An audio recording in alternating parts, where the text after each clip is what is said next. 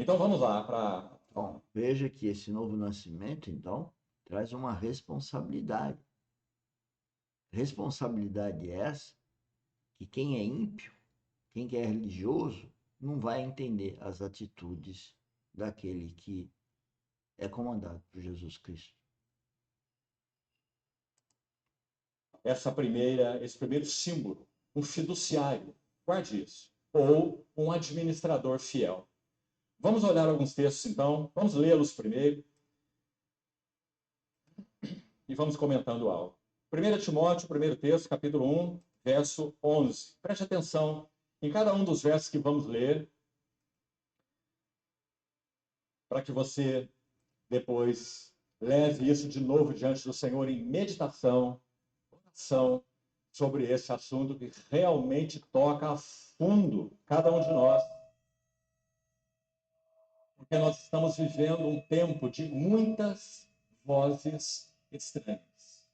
Então, o primeiro versículo, capítulo 1, primeira epístola. Veja esse termo, que nós estamos vivendo um tempo de muitas vozes estranhas.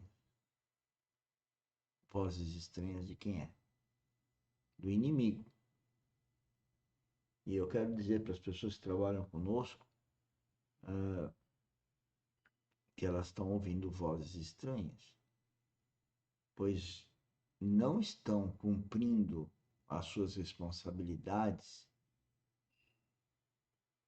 mediante as oportunidades que Deus está lhes dando. Eu, como líder, eu, como orientador, como contratante, tenho que dizer isso. Isso é muito sério. Não estão vendo as responsabilidades das oportunidades. Cada uma fica dentro de uma mesa para se integrar e eu sinto cada uma olhando o próprio umbigo, querendo resolver o problema dela e não administrando a coisa que Deus deu a responsabilidade de administrar. Na nossa gestão cristã, eu tento passar isso para as pessoas que trabalham conosco e para as pessoas de forma geral. Porque tudo que você tem é fruto de uma dádiva de Deus. As coisas boas, as coisas más. As coisas boas é para você cuidar, administrar de acordo com a vontade de Deus. E as coisas más é para você se aproximar mais e mais de Deus. E eu vejo as pessoas se colocando como vítima, vejo as pessoas valorizando coisas do mundo em detrimento às coisas de Deus. Eu vejo as pessoas cuidando de questões mundanas, mas não cuidando de conhecer a palavra de Deus através das revelações, através do Espírito Santo. Então eu vivo entristecido, como certamente Deus, Espírito Santo, vive entristecido com as pessoas. Mas Jesus Cristo está esperando 2000 anos que se forme o corpo dele aqui na terra, que a noiva dele, que é o próprio corpo, que é a igreja, seja ataviada, esteja pronta para ele vir nos arrebatar, ou que o Espírito Santo nos leve ao encontro do noivo. E eu não vejo essa hora, porque vê as coisas do mundo, e como o mundo rejeita um cristão verdadeiro, e como Cristo é rejeitado através daqueles seus irmãos, é uma coisa de entristecer muito qualquer um que possa entender o que estamos falando, que é o nosso objetivo aqui na academia, é advertir para a vida espiritual, é treinar a vida espiritual. Tantas pessoas familiares, próximos, não próximos, os nossos parceiros que trabalham conosco, os clientes, por que não? Todos, enfim, que possam estar nos ouvindo. Amigos, amigos de turma, amigos de convívio social, enfim, todos. Veja o verso 11. Paulo dá uma orientação a Timóteo.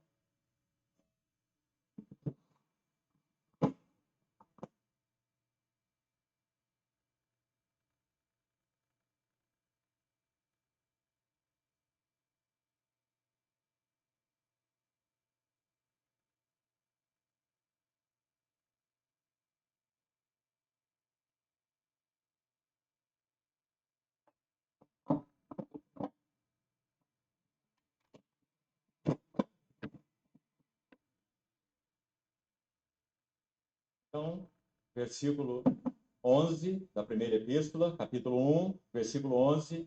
Depois que Paulo dá algumas orientações para Timóteo, ele diz assim: ouça bem. Vamos ver o final do verso 10 para compreender. Para tudo quanto se opõe à sã doutrina. Segundo, o que é essa sã doutrina? O que é esse depósito confiado por Paulo a Timóteo de uma maneira muito especial, embora não apenas para Timóteo, ele encarregou também Tito, certamente ele encarregou também Lucas, o amado médico, seu companheiro, mas essa carta é para Timóteo, seu amado filho, como ele o chama.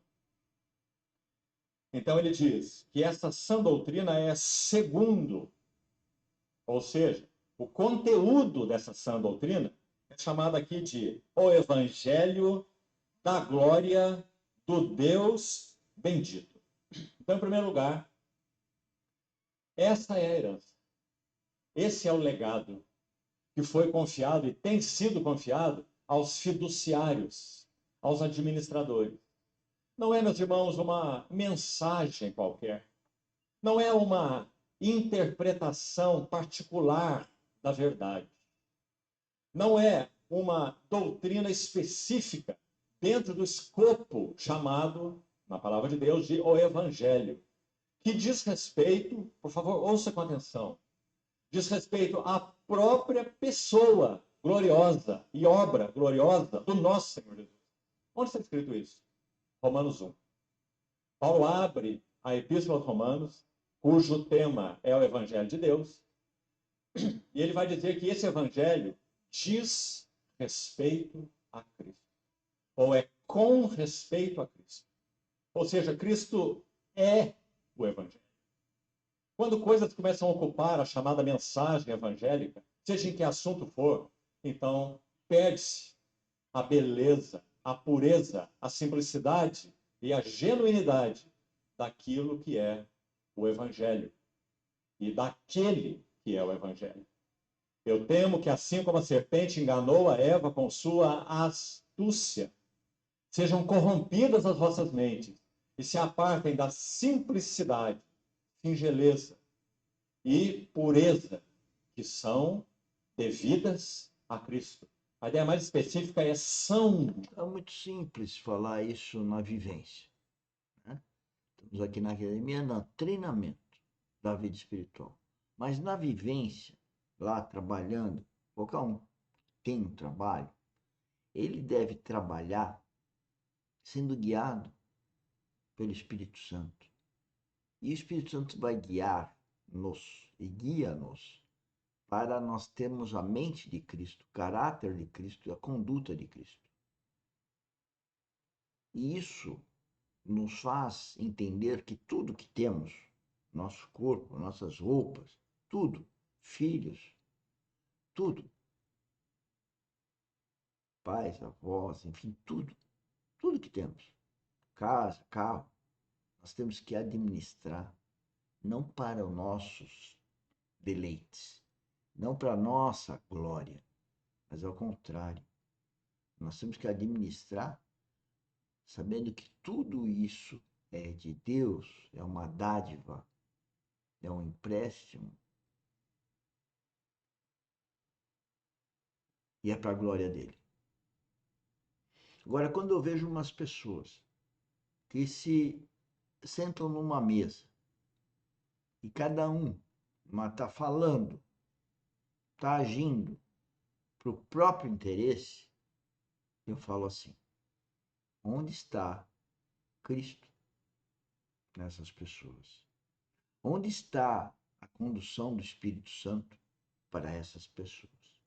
Onde está a obediência destas pessoas à vontade de Deus? Ou seja, elas conhecem o Pai Nosso e falam lá que a vontade é do Pai, mas elas não fazem a vontade. Elas têm uma retórica correta, elas falam o que é politicamente correto ou religiosamente correto, mas elas não agem com a mente, com o caráter, com a conduta, de forma correta. Não estou julgando ninguém. Eu estou advertindo a todos nós. E principalmente a mim, que ao falar isso, ainda publicamente, se eu não agir assim, a minha responsabilidade não é só nesse plano, mas, sobretudo, com Deus. E isso pesa na minha vida eterna. Aquele que não tem compromisso com Deus, aquele que não crê em Deus, aquele que não foi redimido naquela cruz junto com Jesus Cristo e que vive em Cristo e que Cristo viva nele, esse vai parar no inferno.